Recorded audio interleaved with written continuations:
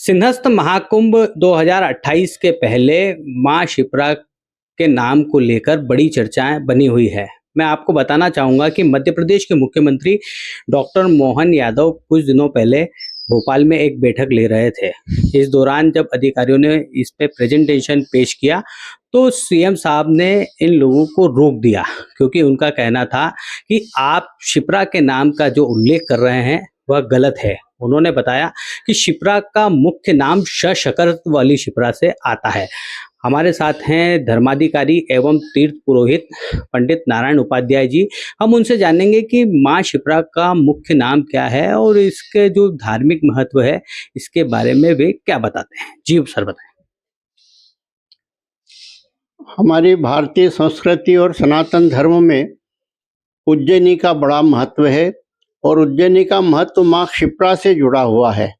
माँ क्षिप्रा अति प्राचीन नदी है और इसकी उत्पत्ति भगवान विष्णु की तर्जनी उंगली से उत्पन्न हुई है। तो माँ क्षिप्रा तो अति प्राचीन है। क्षिप्रा के नाम से थोड़ा वैमनस्य कुछ लोगों के मन में है, पर मेरी ये धारणा है कि स्कंद पुराण में क्षिप्रा का वर्णन बड़े विस्तृत रूप से किया गया है और उसमें क्षिप्रा को शक्कर के हिसाब से ही क्षिप्रा कहा गया है।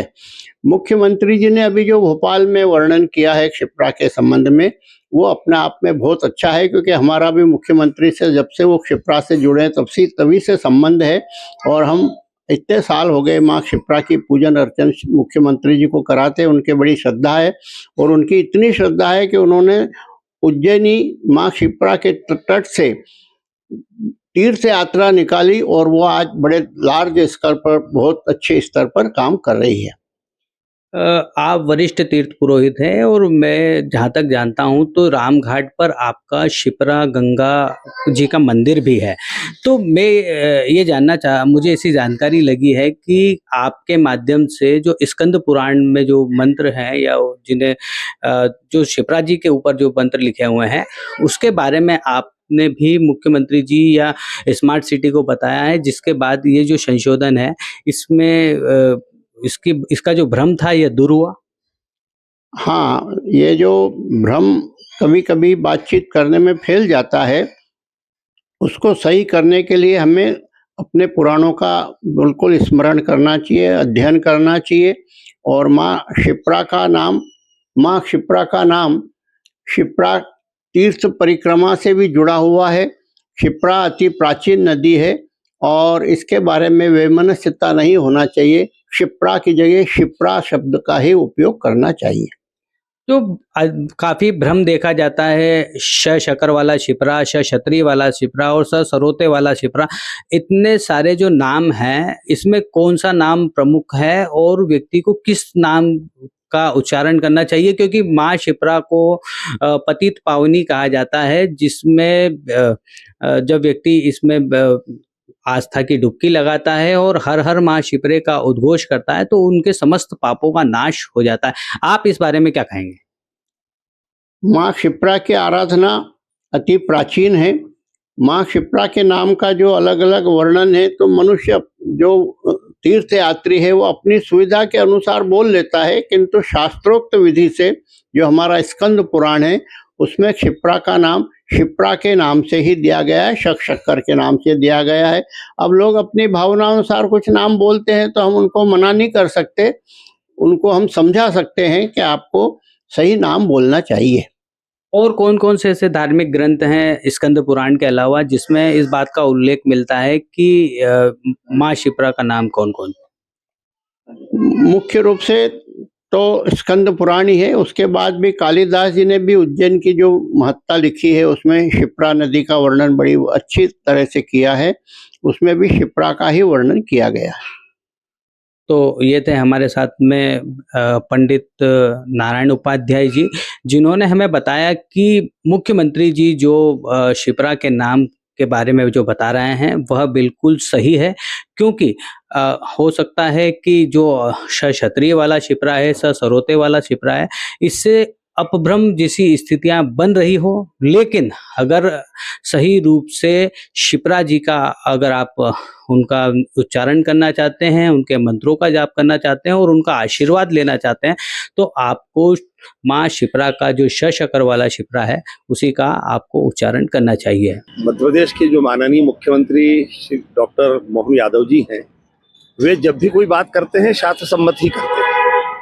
स्कंद पुराण के अवंतिका खंड में जब भी शिप्रा का नाम आता है तो वहाँ तालव्य श का ही उल्लेख है, और अन्य पुराणों में भी और कालिदास के महाकाव्य में भी, कालिदास के मेघदूत में भी, वहाँ पर भी उल्लेख तालव्य श का ही है, अर्थात शिप्रा है।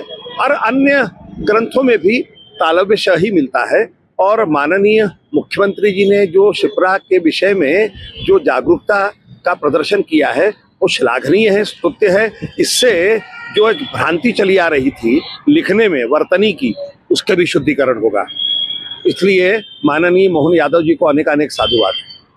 ये तो होना अति आवश्यक है। कुंभों का आयोजन ही इसीलिए होता था कि जो भी शास्त्रों में, जो भी हमारे व्यवहार में विसंगतियां हैं, उन विसंगतियों को दूर करने के लिए ही इन 12 वर्षों में एक आयोजन को किया जाता था, और ये उसके लिए एक बहुत ठोस कदम होगा। आपका नाम? मैं डॉक्टर राजेश्वर शास्त्री मुसलगांवकर, संस्कृत ज्योतिर्विज्ञान वेद अध्ययनशाला, विक्रम विश्वविद्यालय उज्जैन। देखिए, व्याकरण की दृष्टि से बहुत बार सामान्य लोगों को ज्ञान नहीं होता है कि किस शब्द से शिप्रा बना है। तो इसलिए ख़ास तौर से मध्य प्रदेश में बहुत बार सामान्य हमारी जो मातृभाषा है, लोकल भाषा है, उसमें बहुत बार छोटी की मात्रा, बड़ी की मात्रा का ही ध्यान नहीं रखते हैं। और छा और शा में भी कई बार बहुत जगह, हमारे यहाँ रामायण में भी कई जगह ऐसा है कि जहाँ शा बोलना है, कहाँ छा बोलना है, वो अलग अलग है। तो ऐसे ही कुछ शब्दों की दृष्टि से कुछ भेद हो जाते हैं, पर मुझे लगता है कि शास्त्र सम्मत दृष्टि से शिप्रा ही इसका नाम होना चाहिए, क्योंकि वो व्याकरण की दृष्टि से शुद्ध है। तो मुख्यमंत्री जी चूँकि पढ़े लिखे मुख्यमंत्री हैं, अपने यहाँ PhD है, शास्त्र का ज्ञान है, शब्द का ज्ञान है, तो इसलिए, और जो विद्वान लोग हैं वो भी ये जानते हैं कि बहुत सारे नाम अपभ्रंश हो जाते हैं, चलते चलते उनका शुद्धिकरण खत्म हो जाता है।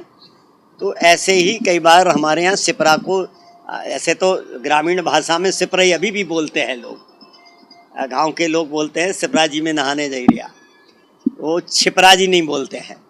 तो अगर व्याकरण की दृष्टि से देखें तो शिप्रा शब्द ही ठीक है, और वो शक्कर वाला जो शाह है उसी का उपयोग होना चाहिए।